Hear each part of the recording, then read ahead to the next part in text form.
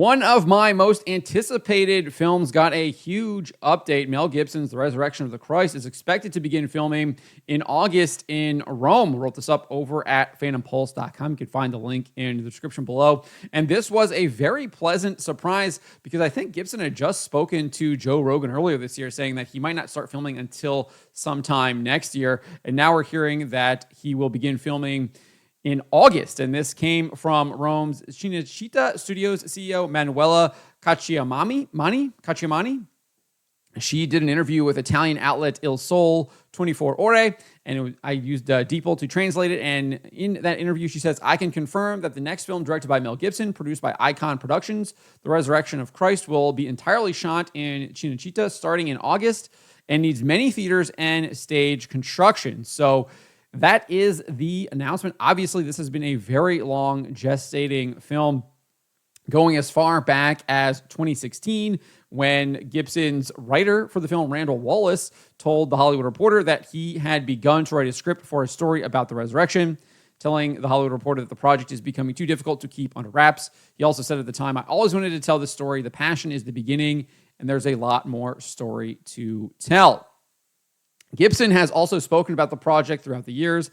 In an interview with Greg Laurie, he revealed the working title would be called The Resurrection. He said, of course, that's a huge undertaking, and it's not The Passion 2, it's called The Resurrection. Of course, that's a very big subject, and it needs to be looked at because we don't want to do just a simple rendering of it.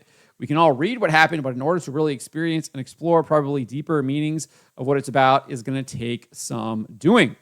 In November 2016, Gibson provided more information to Stephen Colbert, telling him it's more than a single event, it's an amazing event. And to underpin it with the things around it is really the story to sort of enlighten what that means. It's not just about the event. It's not some kind of chronological telling of just that event. That could be boring, and you think, well, we've read that. It's predictable in that, okay, now we know what happens, and this happens, and this happens, and this happens, but what are the other things around it that happen? You're going all over the place. What happened in 3 days? He then hinted that he might explore Christ's descent into hell, saying, I'm not sure, but it's worth thinking about, isn't it? Get your imagination going right. Fast forward 4 years. In 2020, actor Jim Caviezel, who played Jesus Christ in The Passion of the Christ, shared that Gibson was on his 5th draft of the film. He says, it's going to be a masterpiece. It's going to be the biggest film in world history. I believe it will be based on what I feel in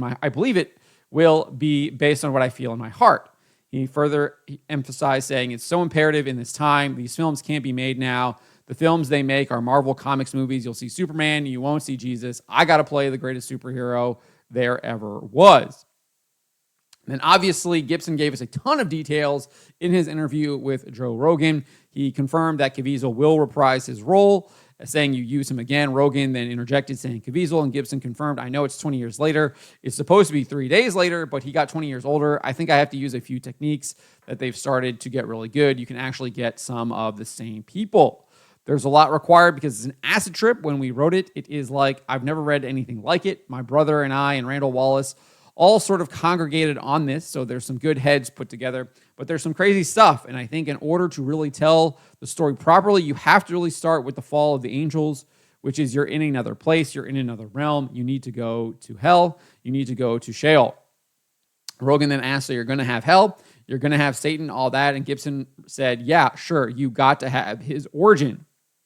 When asked how he would depict it, he said, this is a good question, and I think I have ideas about how to do that and ideas about how to evoke things and emotions in people from the way you depict it and the way you shoot it. So I've been thinking about it for a long term. It's not going to be easy, and it's going to require a lot of planning, and I'm not wholly sure I can pull it off, to tell you the truth. It's really super ambitious, but I'll take a crack at it because that's what you got to do, right? Walk up to the plate, right? I think I can get it, but it's not about me. It's about something else. He would later share it's about trying to find the way in. That's not like cheesy or obvious, but actually it's almost like a magic trick in a sense. It's diversion. It's obfuscate this, show that, look over here. It's very ambitious. That's all I'll say. It took a long time to write. It's really ambitious, and it goes from the fall of the angels to the death of the last apostle, that being John, the beloved. While he hopes to begin shooting next year, he did note he didn't have a start date. He said, I don't have a start date. I just have to begin pre-production, see what happens. It's just going to roll in its own time. It's taking its own time. I thought it was late. It's taking too long. It's taking too long, but it's probably just right. It's when it's supposed to be. So no, obviously we do have a start date now.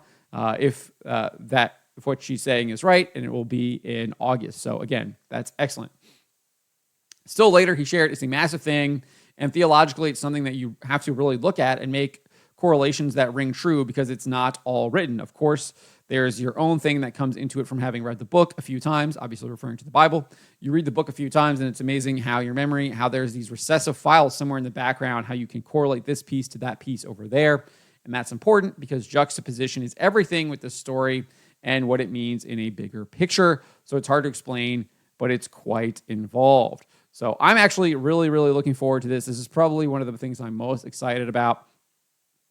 One of the other things I'm excited about is also a Mel Gibson project. It's he's supposed to be doing a TV miniseries about the Siege of Malta. Haven't really got an update on that anytime recently. I think the last we heard was he was doing a scouting trip to Malta, and he's talked to a couple of media outlets about it, but haven't really heard any follow-up about that in any of his recent appearances or interviews. But I'm really excited for this.